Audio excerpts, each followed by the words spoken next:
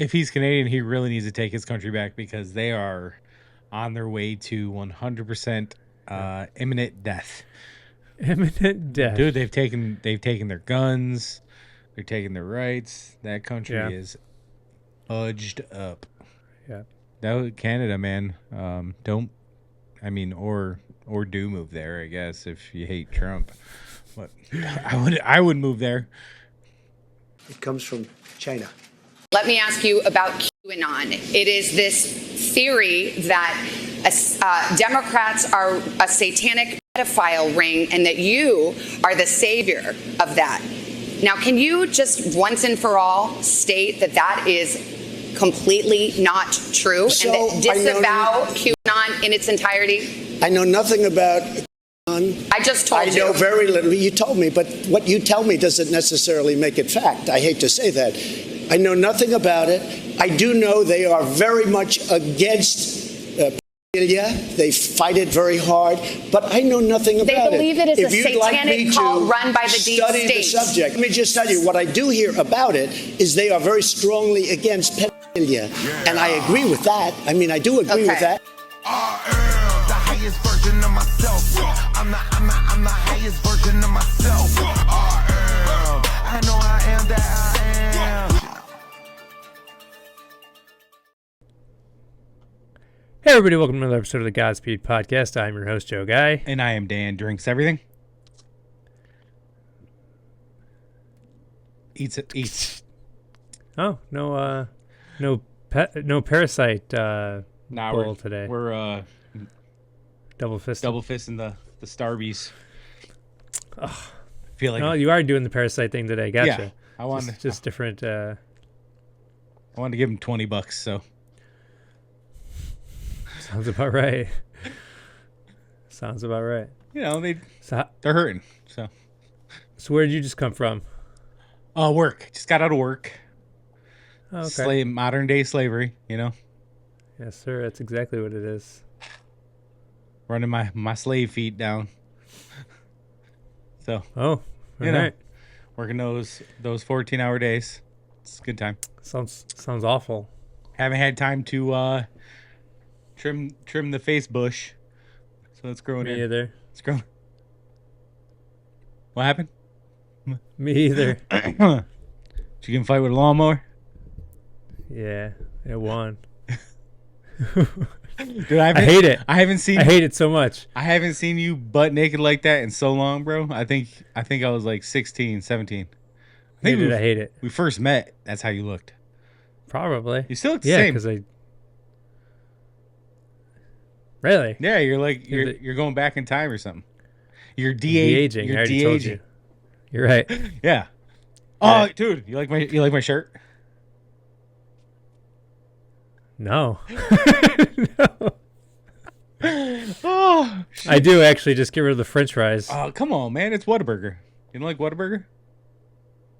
No, Whataburger not anymore. Whataburger's delicious. I'm sure I used to. You would have. Oh, dude. In your day, my man. Yeah. We should have started our own Whataburger. We would have crushed it. Yeah. Yeah. Oh, I know. Yeah. I know. Today's gonna be a long episode. Okay. Well. We may break it up into two parts. So I'm not sure. It depends on how long it goes. So okay. Today we're gonna be talking about the letter before R. M. Yeah. The letter after P. Ness. The 17th letter. What kind of questions? There you go. You have about, there you go. Dude, you know what I noticed in Arizona? There's a lot of quail. Oh. Yeah. All right. Do you go quail hunting or? No, I would eat quail eggs. Probably. Okay. Eggs are delicious. I don't know. I did not mean to bring us into what you call food, so my bad. My bad. Yep. Usually. Mm-hmm. Yeah, so a lot of people think this is what we're going to talk about today is a psyop, and Donald Trump is really against us, and this is all a show. But Do you know what it is? Have you taken any dives into it? No, I stayed far away from that one. Okay. Because you know, all the negative The cult bullshit. yeah, all you know, It's a cult. yeah. You've heard that? Yeah. Yeah, that's what the mainstream media says. They say it's a cult. I mean, every religion is a cult. It's not a religion. I'm just saying. So, if the mainstream media wants to call things cults, they should start with Christianity and Catholicism, and you know, those are all cults. I'm with you there. Yeah. So this is a Wikipedia page for what they say it is. Mm-hmm. And they basically explain what it actually is while also telling you that it's not real. I'll read this second paragraph. Followers believe the Trump administration secretly fought the cabal of pedophiles and would conduct arrests and executions of thousands of cabal members on a day known as the storm or the event. 17 Conspiracy believers have named Democratic politicians, Hollywood actors, high-ranking government officials, business tycoons, and medical experts as members of the cabal. 17 Has claimed that Trump stimulated the conspiracy of Russian interference in the election to enlist Robert Mueller to join him in exposing the sex trafficking ring and prevent a coup d'etat by Obama, Clinton, Soros, blah, blah, blah, blah, blah. It's not real, all that other shit. So here's the part of that, right? The whole Russian interference, that was done by Hillary. Yeah. That was 100% Hillary. Yeah, so that what they do is the cabal, the deep state, or the Illuminati, or whatever name you want to give them, they basically do things and they flip it and blame their opponent and put it on their opponent. But what really is, it's basically a group started messaging on 4chan about Hillary's arrest and corruption in the governments and all this other stuff. And it basically claims to be a clearance level military insider with all this knowledge, and basically it's got like thousands of posts where it literally just asks a ton of questions, and then it has people go search out the answers to the questions and find out for yourself, basically. But it predicts things that didn't happen yet, and then they end up happening. So it basically proves that it does have insider knowledge, and it's basically talking about arresting all these government Hollywood people and putting them away. What say you? So you think that person works for The Simpsons? He's a writer on The Simpsons? Because they predict the future like nobody's business, bro. There's theories on that, but that we could do that in another episode because time travel. That's the only thing that makes sense. Yeah, time travel. Yeah, there's theories on time travel and shit like that. But this pretty much summarizes the key, what is. Can I give you my opinion right now first before he says anything? Yeah. It's bullshit. 100% fake bullshit. Okay. Perfect. All right. Have you ever wondered why we go to war? Or why you never seem to be able to get out of debt? Why there is poverty, division, and crime? What if I told you there was a reason for it all? What if I told you it was done on purpose? What if I told you that those who were corrupting the world, poisoning our food, and igniting conflict were themselves about to be permanently eradicated from the earth? You might think that an idealistic fantasy. Well, let me tell you a story. We acknowledge there are criminals, of course. They rob your house, they steal your phone. They can murder you too if they think they can get away with it. We have all experienced criminals in one way or another. Criminals, as we know, are those who choose personal gain over the rights of others and have no regard for the law. But here is where you need to expand your thinking. Criminals can also succeed in business and politics and can be elected as our leaders. If a criminal became the president, imagine what they could achieve. They could use the full weight of their executive power to commit much larger crimes and ensure they and their friends were enriched to the fullest extent possible. A criminal president could create alliances with other criminal presidents and then collaborate on more global criminal activities. Anything goes. Drug running, human trafficking, whatever makes the big bucks. The 20th century was turbulent with war, economic disaster, famines, and displacement. We have always accepted these things as just human nature and simply the way the world works.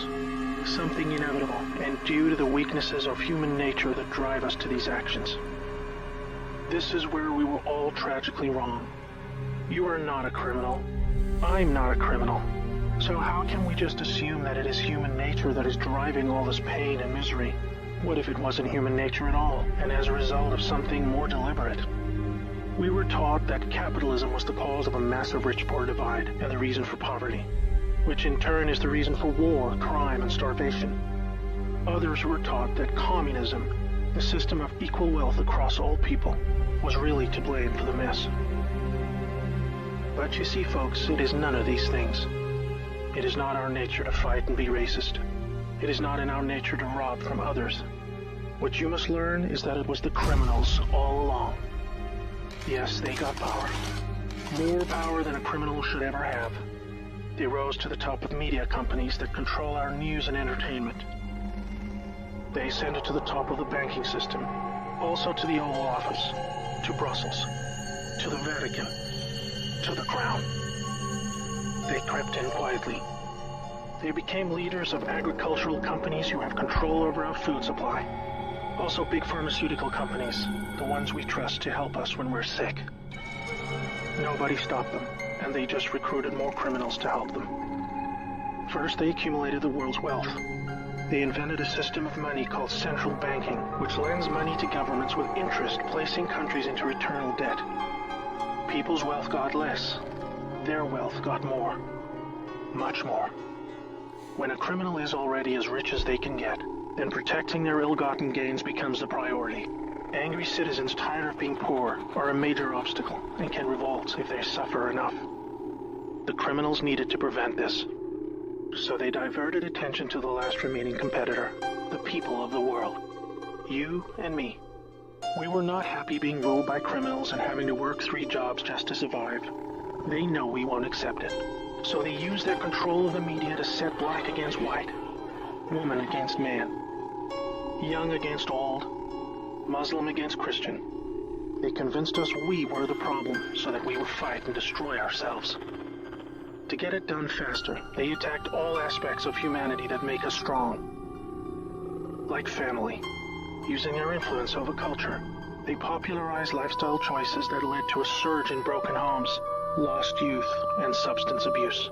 I could talk all day about how else they deliberately weakened us, and it would turn your What do you think so far? I agree with pretty much everything he's saying. Yeah, Yeah. agree. Yeah. That's pretty much what this podcast is about. All the shit that they do to us. Yeah, no, You know what I mean? I don't have any pushback yet, but I will find All some. right. I'm sure you will, but We were just trying to get on with living. So where are all the good guys? Good people just want to get married, have kids, make a living, and enjoy their liberty. Well, there were good guys. Many. One became the President of the United States in January 1961. He knew about these criminals and wanted them gone. He knew their intentions for us all, and he wanted to fight them. Sadly, he had no idea how powerful they had become. Reagan also had good intentions for the American people. He knew this criminal mafia controlled almost everything by the stage, including the powerful rogue intelligence agencies. His economic policies were promising, but the criminals needed a weak America to hold on to their power. Reagan was shown with a bullet that a growing U.S. economy and prosperous citizens were not what the criminals wanted. It was looking pretty grim for good people. Every time someone wanted to stand up and do the right thing, they got stopped. Were we ever to be freed? These criminals are also known as the Deep State, or Cabal, because of how they control things behind the scenes. Every president after Reagan was one of these Deep State criminals, and their empire got even stronger. With each bad president came new depths America and the world would sink. the world collapsed into darkness. Do you need me to tell you how? Destroyed factories, declining job numbers, sicker people, opioids, destruction of Iraq, Syria, and Yemen with pointless war, displacement of people into Europe, ISIS, terrorism, collapsed governments, poverty, and genocide. Total misery. Do you think that was inevitable? Hell no. Well, here is where things start to take a new turn. When the full picture comes to be known, it will forever be regarded as the greatest story ever told. Well, here is the top line. Some good people still held positions of power. They valued humanity and the rule of law. While the criminals discussed their game plan at the annual Bilderberg meetings, the good guys were making plans of their own. The information age was coming to change history forever. As the internet flooded into every home and appliances became smarter, and when people started carrying tracking devices, an opportunity to put an end to criminal control over the world was emerging. We became connected, trackable, and surveilled. But so did they. They became dependent, just like we did, on email, SMS, instant communication. It made crime much easier, but it also put them on a grid that, if accessed by the right people, would expose their crimes to the public and end their iron grip on us once and for all. In this new age of information, it was thought that the military should also have its own intelligence agency to focus on cybercrime and espionage. They called this the NSA, the National Security Agency. Here we had every phone call, email, and text from every device stored and archived. Whether it be someone making a doctor's appointment, or the deep state setting up a massive heroin purchase from the Taliban. In the right hands, it would be enough information to expose the entire sinister criminal plot to rob us blind and wipe us out. Hold that thought. Now I need to explain the plan. All right. You heard about Snowden and shit with the NSA and him basically telling everybody that they're spying on all of our devices and they have everything. Yeah, and that's why he moved to Russia, right? Yeah. Yeah, to escape, because I'm sure they want him dead. Yeah. And my only pushback so far is he said deep state making a major heroin purchase. I don't think we need to purchase anything. When we went to Iraq, we were literally... Our military was guarding the poppy fields. We were protecting their heroin, and I'm sure we got a nice kickback for doing so. So, you ever heard of Fast and Furious when Obama was president, where we traded all kinds of guns and weapons to Mexico for tons of drugs? No, but I'm yeah. sure. Yeah. So, yeah. Yeah. Yeah. They're doing it. They're doing it from all different. Right, but I'm just saying they used our U.S. military to secure the bag as far as heroin's concerned in Iraq. Yeah, because I mean, it's poppy is a major. It's a major. Yeah. It's where a lot of it comes from. So. Yeah, they're funneling the drugs into the country. Yeah, the government is. Oh, yes. All right, here's the plan. The good guys were devising a plan to reclaim the world from the cabal and return it to the people. It would involve alliances with multiple countries, since the criminals had global rat lines, trade, and other infrastructure in place that would need their cooperation. It came down to two choices for America: launch a military coup to seize the government from whichever cabal puppet was in the White House at the time, or win legitimately, take control of the NSA, expose the criminals for what they are, and arrest them all. Obviously, the first option would be very troubling for the public.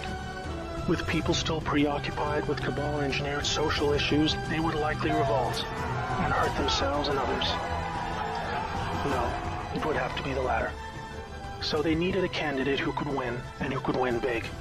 Many states like California had been so heavily inundated by criminals that even the voting machines were electronically set up to swing votes any which way. It would need to be a very decisive victory. Good patriots in the U.S. military and their global partners asked Trump to run for president so they could take back control of America legitimately without alarming the public. Trump was a good choice, obviously, because he overcame the voter fraud and won. But he was a patriot, and he was loved and admired by the public. He was not interested in joining the cabal, because they hated America and he did not agree with them on that point. As soon as he showed interest in taking power, they activated their media assets to viciously turn on him. That's when we saw the sudden hatred emerge. Even when he won, the cabal still had no idea what he was a part of, and the sophisticated plan that was about to unfold against them. Shocked at their loss, they mobilized their full arsenal of intelligence, media, money, and technology to try and take back power. There are people at the top of the DOJ and FBI then put together a plan to frame Trump and have him impeached. This is where we come back to the NSA again. All messages were stored and could be used to expose this plot and prevent Trump's overthrow. An entire book will be written about the first 2 years of Trump's presidency. False flag terror attacks, down planes, missile alerts, assassination attempts. Here is the point. The world is currently experiencing a dramatic covert war of biblical proportions. Literally the fight for Earth, between the forces of good and evil. I can't put it in simpler terms, but I can say it appears the good guys are winning. The cabal had complete control over North Korea.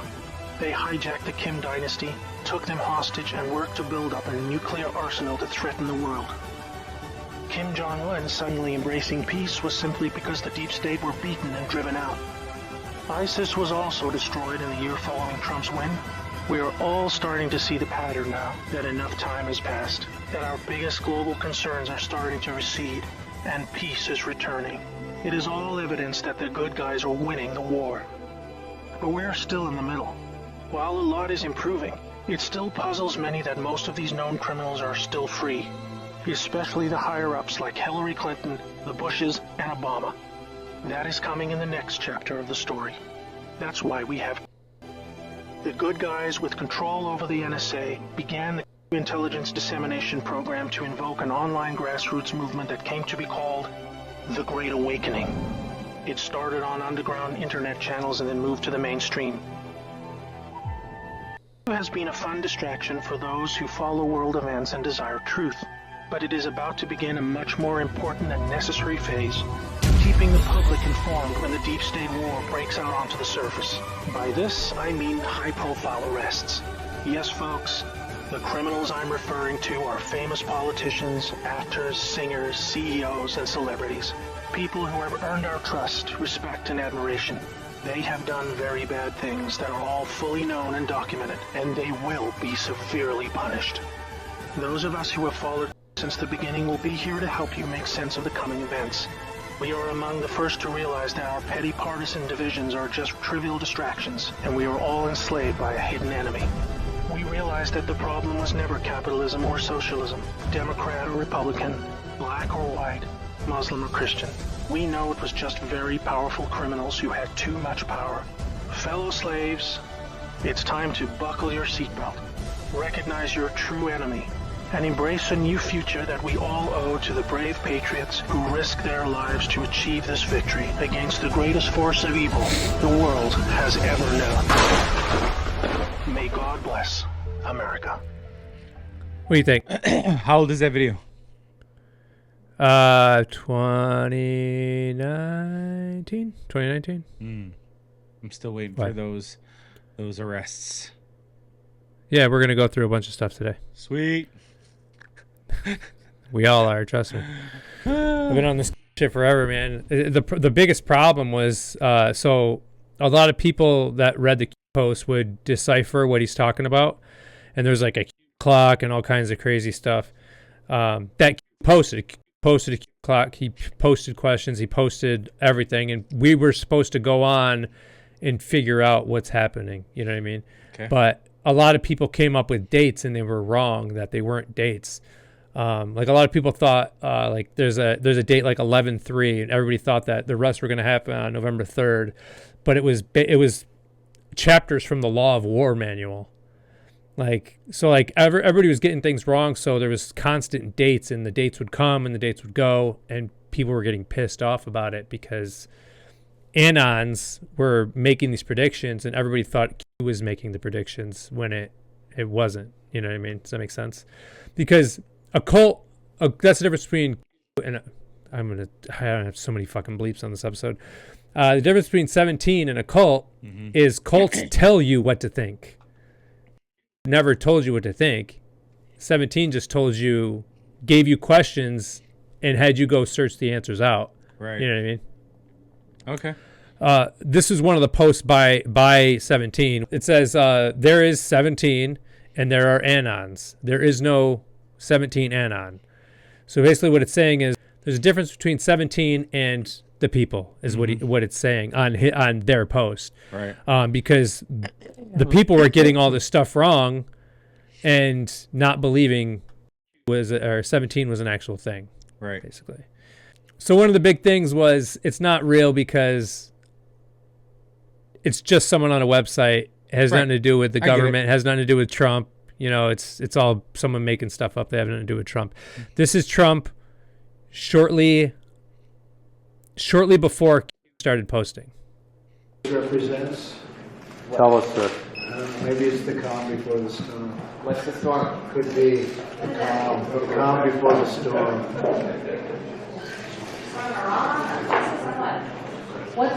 We have the world's great military people in this room, I will tell you that. And we're going to have a great evening. Thank you all for coming.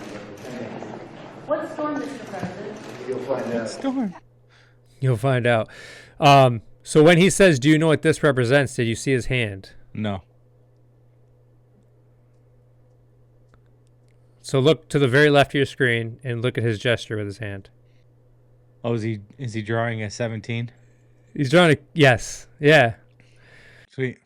Yeah, so he says, do you know what this represents? And he does that, and then they say, maybe this is the calm before the, or he says, maybe this is calm before the storm. They ask him the very next day also what he meant by that, and he said, you'll find out again. Shortly after he won the presidency, George Bush Sr. died. You remember that? No. So this is at the George Bush Sr. funeral. Who remembers the Bush Sr. funeral when all the letters were passed out to certain individuals at the funeral? There's certain, I guess you could say, Democrats. If anyone was paying attention during this time, this is one of the most telling videos that these people were scared to death. This was when Donald Trump just became president. And these people were scared to death of what he was here to do. Whether it was him or the Q operation or whatever was actually going on behind the scenes, you can't tell me that these people's reactions don't tell it all. And this video actually gives me chills because you can see them shaking in their boots. Well, play it.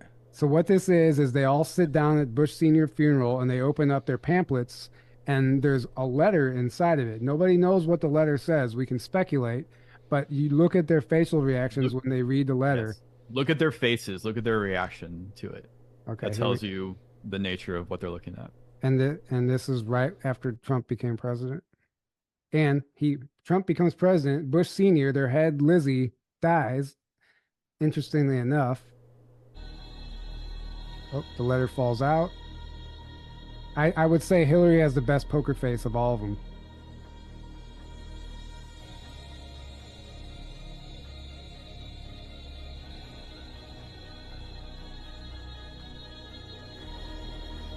Watch the facial expressions. Watch him just drop his hand off his heart.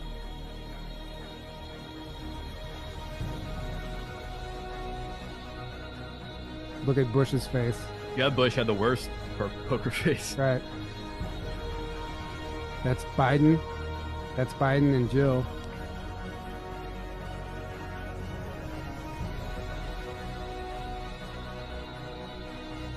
Look at Joe Biden's face.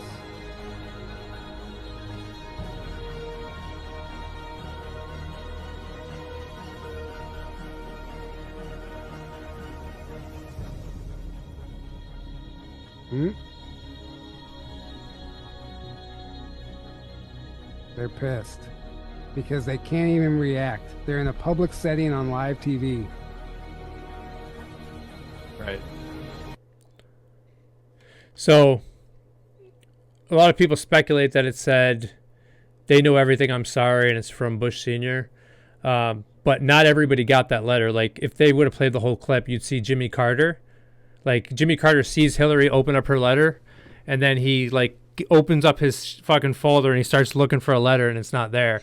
So just like the main players got the letter, like Jimmy Carter was actually looked sad about it. So, I mean, but yeah. Next, so Bush Sr. dies, and then you remember when John McCain died? Mm-mm. So then John McCain died, and he was the Arizona senator, and he's the one that ran against Obama in '08 and lost. Supposedly he was a prisoner of war and all this other bullshit. But this is a post from June 30th, 2018. It's on the keyboard. Someone posted to and said, please do not let No Name off the hook. He is a disgrace to veterans across this great country. He needs to be held accountable. When talks about No Name, that's John McCain. There's a lot of, he doesn't use names. He uses initials, and he uses, but John McCain was known as No Name. So posted back and said, think SC vote to confirm No Name action. Every dog has its day. Enjoy the show. Okay, so this is June 30th. What does it mean when someone says every dog has its day? I mean, you know, right? Everybody gets Shit's coming to you. Yeah, everybody gets their turn. Yep. I should just leave this up. John McCain died on August 25th. You saw that 17 post from June. He died of glioblastoma. It's a cancer. But this was played. So John McCain's daughter is on a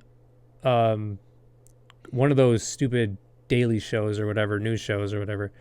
And she talks, and then another guy is going to talk less than 24 hours after John McCain died of cancer.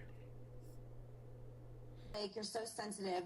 First of all, you're talking about sitting senators, and you're talking about Congress people, Maxine Waters, Mitt Romney, Adam Schiff, Bernie Sanders, President Obama, the Clintons, my father. You can't kill him again, but whatever. About some, you know, it's not about I win, you lose. The other thing is, when you look at the Congress, though, it's like 24 hours since John McCain was put to death, and look at this circus of a hearing that's going on.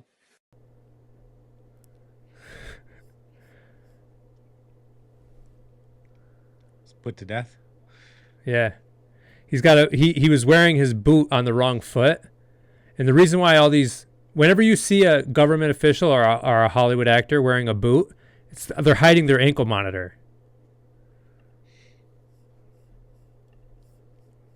Yeah, so John McCain was put to death, and the reason why he was put to death is because he was the real leader of ISIS. I'll put a photo of him and the 4 ISIS leaders behind me. Yeah, hanging out with ISIS. Oh yeah, so John McCain didn't die; he was put to death. I think George Bush Sr. was put to death. Huh. And all this is happening after Trump became president. So a lot of people are thinking nothing's happening. I'm not seeing any arrests or anything like that. It's because they're not happening in front of us. They're happening. They're going to military tribunals in secret, and we're going to get told about everything once they're ready. One of the biggest things also is why are there no public arrests? Right. That's I think that's everybody's question. Well, why aren't there? Yeah. When you think there should so, be, right? Yeah, yes, but this is one of the posts regarding that. Sometimes you can't tell the public the truth. You must show them. Only then will people... And screen sharing ended. The fuck? Only then will people find the will to change. Crimes against children unite all humanity across party lines. Difficult truths. So basically, you have to show them what these people have done. And Trump being president and showing how great he can make the country, and then losing the election to Joe Biden, and then everything going to complete shit until he gets back in presidency. You know what I mean? Like, they need... If Trump had just arrested all these motherfuckers during his first term, then people would riot, and all the people that hated his guts would go fucking nuts and cause violence and shit. Right. Whereas, have you ever in your life before Trump became president, did you ever see the government act this fucking nuts and this fucking stupid and this blatantly obvious of how dumb they are? No, it's been pretty wild. It's been a wild ride, man. Yeah, so they need to show everybody. They need to put it in everybody's face that look at all this dumb shit that's happening. You know what I mean? It's pretty dumb. I don't think I don't think it can get much dumber. Yeah. Okay. I hurt myself. I hurt myself. All right. Open up. Okay. Here's a guy talking about what's going on with the Fed and what happened after Trump got into office. You know, the Federal Reserve, Let's come back to non-federal bank. Donald Trump and what he did. Donald J. Trump, the President of the United States right now, was the first individual that managed to outsmart the bankers. He did it quietly, stealthily, and without any fanfare or global news or reporting on it. He took over and basically nationalized the Federal Reserve Bank of the United States. Now, I'm going to sign this, and it's a great honor. $6.2 trillion. I've never signed anything with a T on it. I don't know if I can handle this one, Mitch. We can't chicken out at this point, can we? I don't think so, huh? All right, thank you all. So Donald Trump simply brought the Federal Reserve Bank into the Treasury Department. What do you think about that? I need more. So Trump went to all these places. He went to Rome. He went to the Vatican. He went to China. He went to South Korea. He went to Brussels. He went to all these places in his first 2 years of president, and he showed them stacks and stacks of files of proof of what they've been doing with their human rights abuse and human trafficking and all this crazy shit. And he had them. We're going to go through a few of the countries that he went to also, but he made them basically submit power over to him, or they're going to get found out. And that's why I think a lot of them are dying and not being executed, because they're giving themselves up, basically. I think we're going to find out about that anyway, even if they did give themselves up. But here's a guy talking about what's actually going on now with the Federal Reserve and all that. The Fed making history today, and for the first time ever, began buying corporate debt ETFs. The unprecedented move driving an explosion in the corporate debt market. The Fed is now the bad bank. That's a good term. It's an accurate term. He said you're going to be seeing numerous different national central banks becoming the bad bank. They're becoming nationalized, they're broken, and they're going to be declared the bad bank. They're going to be loaded up with impaired assets. You got that right. If you nationalize a market, you take it over like that, you shove out all the private sector players, all the brokers and the dealers go away, and you have no more liquidity, and it becomes a permanent fixture of the central bank or the government itself. And that's a dangerous place to be in the long term.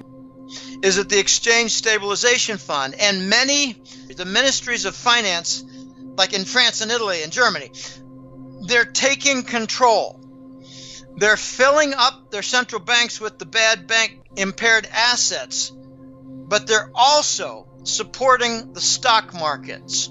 Okay, so are you talking about this is a coordinated effort to load up the central banks and maybe destroy the Rothschild system? Yes, to dump it on the Rothschilds' backyard. Do you get what he says? What he's saying? Nope. Explain. So when Trump took the Federal Reserve and engulfed it into the U.S. Treasury, the Federal Reserve and all these central banks in other countries are taking on all the bad debt still. So the 17 theory, part of the theory is that it's all a show. Everything happening right now is a show. So when we send $6 trillion to Ukraine and shit like that, it's not getting put on us. It's getting put on the Rothschild federal banking system, because our money system is now separate from theirs. The reason why we're still using the dollar and shit like that is because it's still on that old system, but it's going to get switched over to this new system probably after Trump gets back in office. So right now, this is all a show. When I don't think the Democrats have any control at all. I think when Biden is sending money over and shit like that to Ukraine and all this other stuff, and you know, I think it's all one giant show to make us believe that that's what they're doing, so we can see how fucking stupid they are. So when the good guys actually come back into power, everybody is okay that they came back into power and that these people are getting arrested. Does that make sense? Okay, I'm following you. Okay. Your thoughts?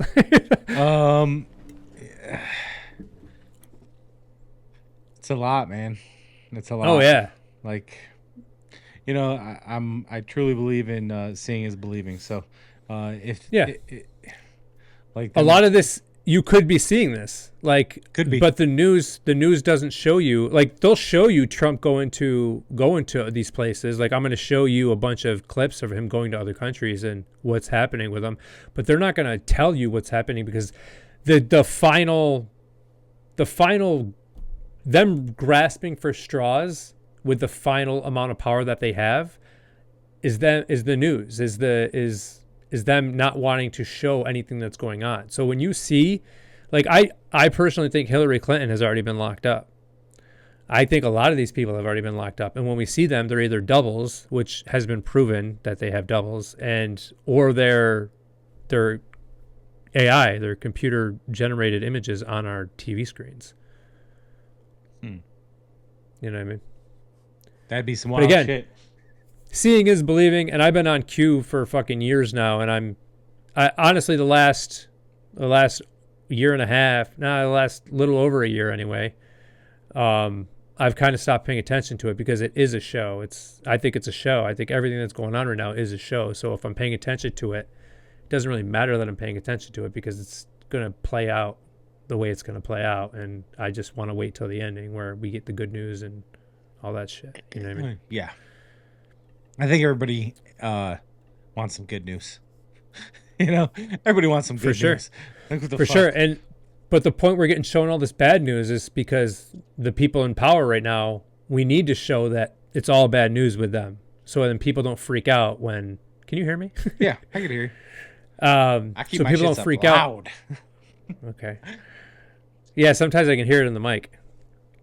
Anyway, they need the bad news to be coming while these people are in power. So. I get it. I just don't. I don't know, man. I don't. Like, I'm not the.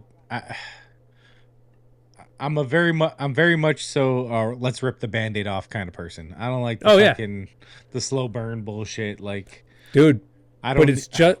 I'm not one of these idiots who needs to be spoon fed or slowly woken up. Like, give me the fucking truth and let me decide how I feel about it, rather than let me show you this. I don't buy into this shit, man. I don't. 100%. But also, like on that, I think it was MK Ultra episode where I talked about that Britney fan that was like, leave Britney alone. Yeah. That's what the public is.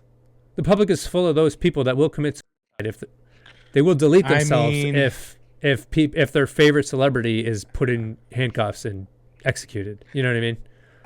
I mean, like, no, I get what I know what you're about to say. Who cares? I don't. No. Like, every life is important, but at the same point in time, if you're willing to self-delete over a celebrity, I mean, look at the public and tell me there's not millions of people who will want to do that. Yeah. This is Trump going to Saudi Arabia. I really don't think he's the right messenger for a message, to bring a message of peace and unity to the Middle East. Of a pretty stunning moment. Jim was talking about the publicity of this. Well, Saudi King Salman presented that to the president. It's a gold medal. The collar of Abdulaziz Al Saud is what it's called, and it's the nation's highest honor. What is the symbolism there? What is the intention as he gives him that honor? Because already what we are seeing, the grandeur of this welcome, is so different from what we've seen with past presidents. When Trump arrived in the summer of 2017, he laid out all of the documents. That's what they did to everyone. They had folders, and the folders had all the documents. These are some of the 33 Haitian children an American Baptist group allegedly tried to unlawfully take out of the country on Saturday. Annalberia is a small village with a painful past. All of these girls are victims of trafficking. There were photographs. They came with discs, CDs, and DVDs, And the CDs and DVDs had fantastic production value, and it had all of their footage doing the most horrific things. The NSA has it all on all of these people. This was, quite a surprising move here by Prince Mohammed. I mean, most of all, this arrest or detainment of Al Walid. We're talking about weeks after Trump came and on his visit in July of 2017 to Saudi Arabia. After Trump left, that's when the arrests happened. Early in November, something happened that many Saudis would have thought unimaginable. From their homes across the country, dozens of the kingdom's richest men, including members of the royal family, were swept up and detained in the gilded cage of Riyadh's Ritz-Carlton Hotel. Well, his get-out-of-jail card is probably the priciest of them all. They're apparently asking for around $6 billion from him out of an $18.7 billion net worth. So that's a tall price. He apparently is resisting that kind of a fine. But Al Walid is the one that sort of handpicked Barack Obama as somebody that they could work with. Faith has always been a guiding force in our... Nearly 20% of Americans think President Barack Obama is a Muslim.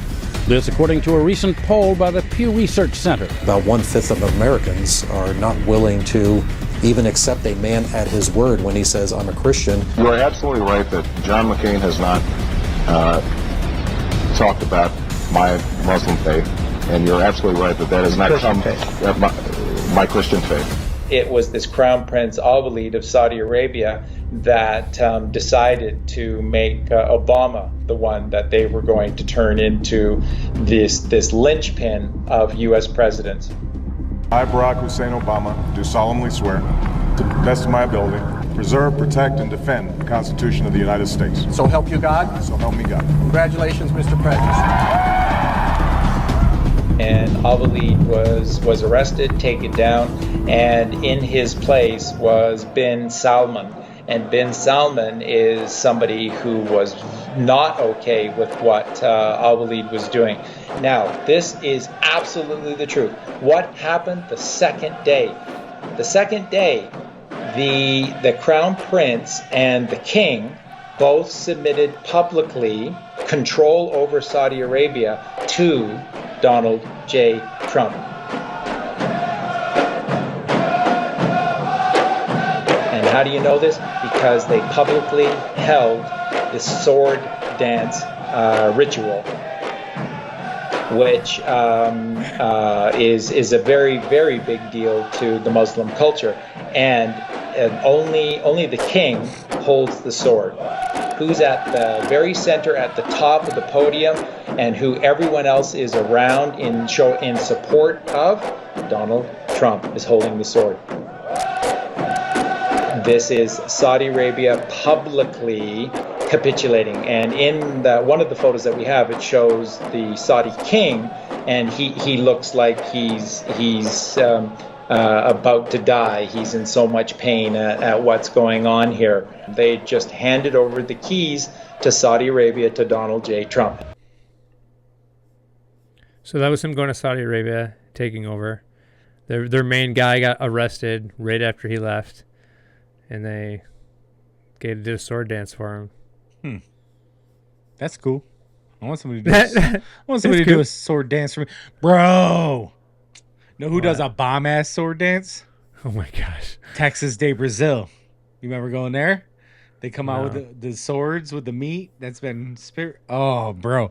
All you can eat meat at Texas de Brazil? Great. Bro, that's a sword dance. That's a sword dance, bro. That's a sword. I want that sword dance today. Ma! Meatloaf! I want it now. You're stupid.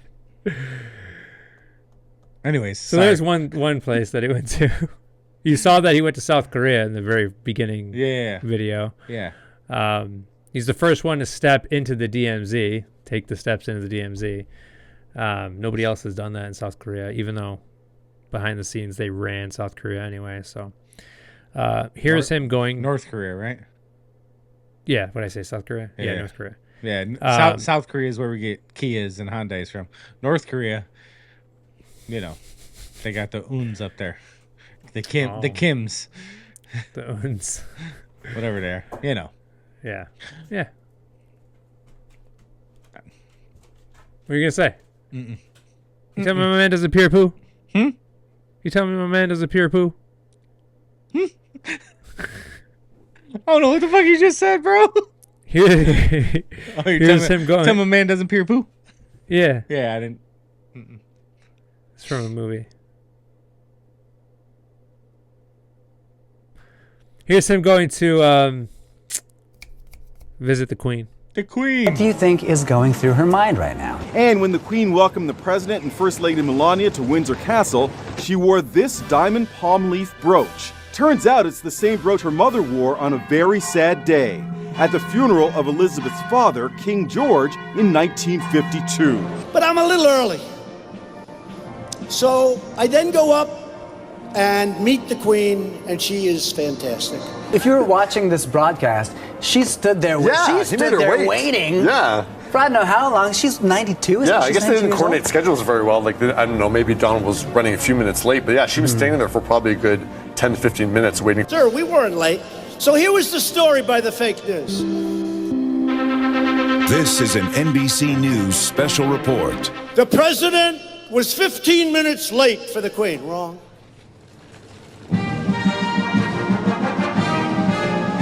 Now, there are many protocols you have to follow when meeting the royal family, and onlookers noted that Trump broke several of them. His behavior, Trump's behavior that day was just incredible. He just walked all over the place wherever he went.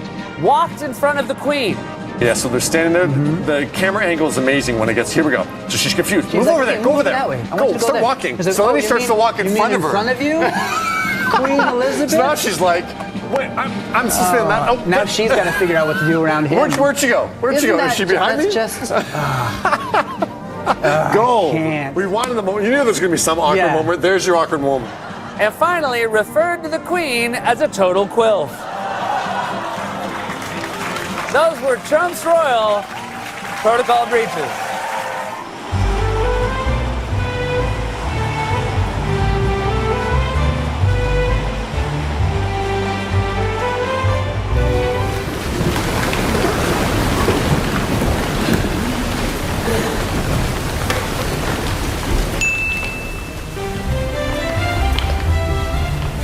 This is where the Queen will arrive in a short while. But first of all, we have the Crown arriving. And a salute as the Crown is taken from the state car by the Crown Jeweller, who is Mark Appleby.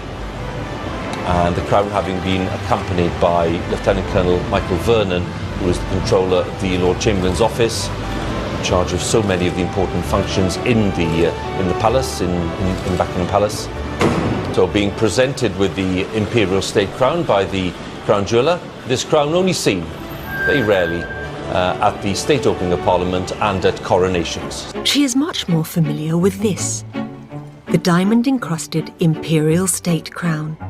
She wore it at the end of her coronation and for most state openings of Parliament since.